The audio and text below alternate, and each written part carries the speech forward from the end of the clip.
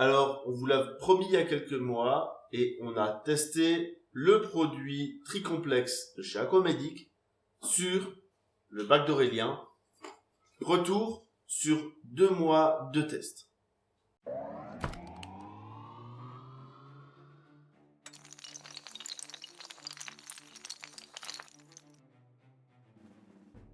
Aurélien, il y a quelques mois, je t'ai confié le test du Tricomplex Aquamedic parce que dans mon bac, qui est beaucoup trop gros pour faire ce type de test, ça n'aurait rien donné. Donc Aurélien, qui avait envie de tester le produit et qui a un aquarium de 130 litres, a testé pour vous le Aquamedic Tricomplex. Maintenant, un petit retour sur ce qui s'est passé. Alors en fait ce produit je l'ai testé parce que déjà c'est vrai que je testais, il n'y avait rien d'autre qui tournait. J'avais pas de belling autre. J'avais un belling mais voilà, il n'y avait rien de spécifique dedans. Je faisais pas d'ajout de tests de produits divers. Donc pour moi c'était un remplacement au belling traditionnel. Ce qui est normal. C'est du belling on va dire. Oui, c'est pas un bac comme le mien dans lequel il y a une sacrée soupe parce que je teste beaucoup de choses. Voilà. Là, il y avait que ça en test. C'est ça. Donc c'est vrai que je l'ai commencé en mars, ce produit. Voilà, tu as commencé début mars et tu as suivi les consignes, c'est-à-dire 10 ml par jour pour ton bac. C'est ça. Suite à cet ajout, tu as mesuré régulièrement ton KH tous les jours. Ouais, tous les jours, ouais. Et tu as constaté une baisse de ton KH. J'ai effectivement vérifié et mon KH n'était pas stabilisé et il descendait. Comme conseillé dans la documentation, tu as augmenté les dosages et tu es monté à 15 ml par jour. C'est ça. Je suis passé à 15 ml. Donc toujours en gardant une plage horaire et en faisant ça le matin. Et en ayant, comme là je faisais 5h, 7h et 9h les différents produits pour pas qu'il y ait de mélange non plus. Donc on a respecté les dosages et les horaires. Au niveau de tes coraux, comment est-ce qu'ils se sont comportés au tout départ? Alors au tout départ, on va dire le premier mois, les Euphilia et les Duncan sont devenus vraiment très très gonflés. Et ils ont bénéficié à plein régime du Tricomplex. Donc c'était surtout visible sur Euphilia et Duncan. Après c'est vrai qu'au niveau des autres coraux, c'est pas... Les Ontus, c'est pas ça qui va vraiment montrer sa joie d'avoir des produits supplémentaires.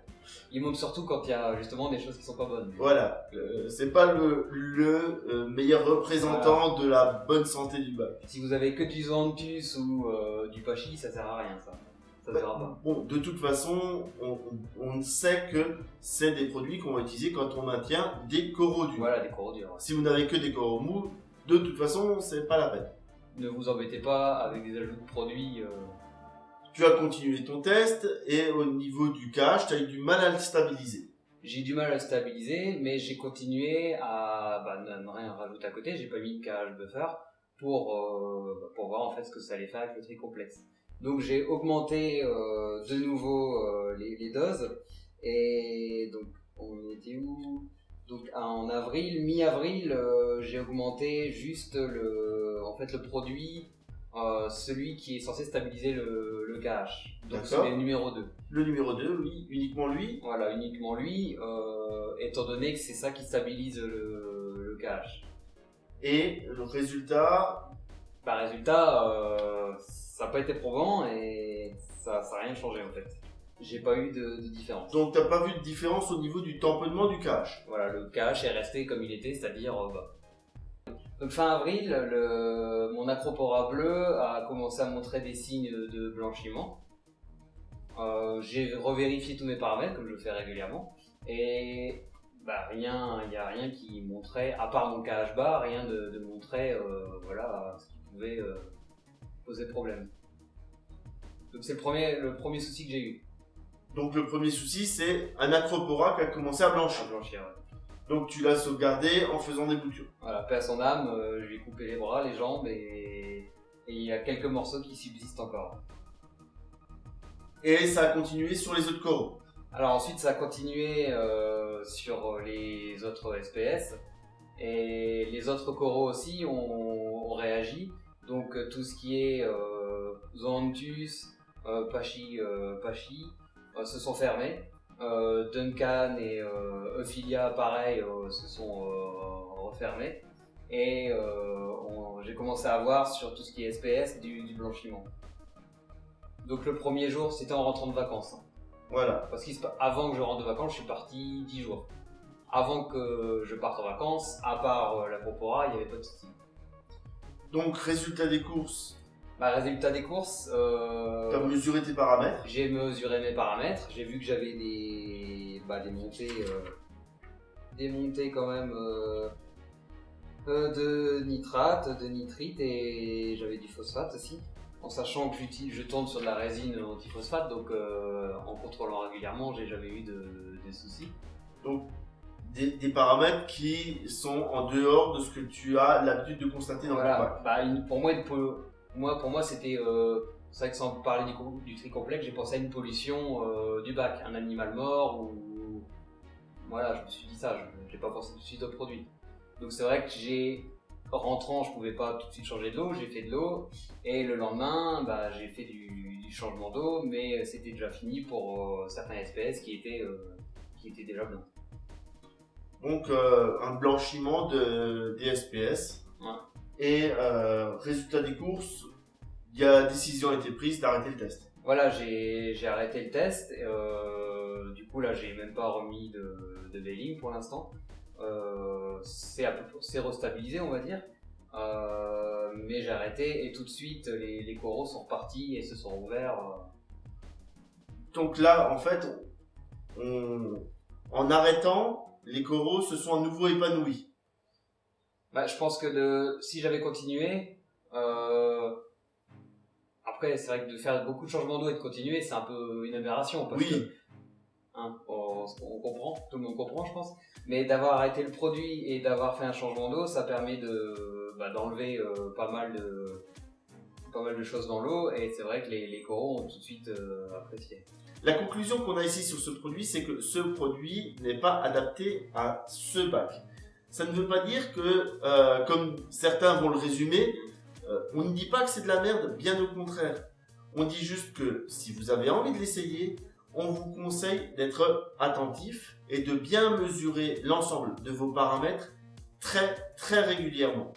N'allez pas faire ce type d'ajout sur un bac qui n'est pas stable et dont vous avez du mal à comprendre les paramètres. C'est ça.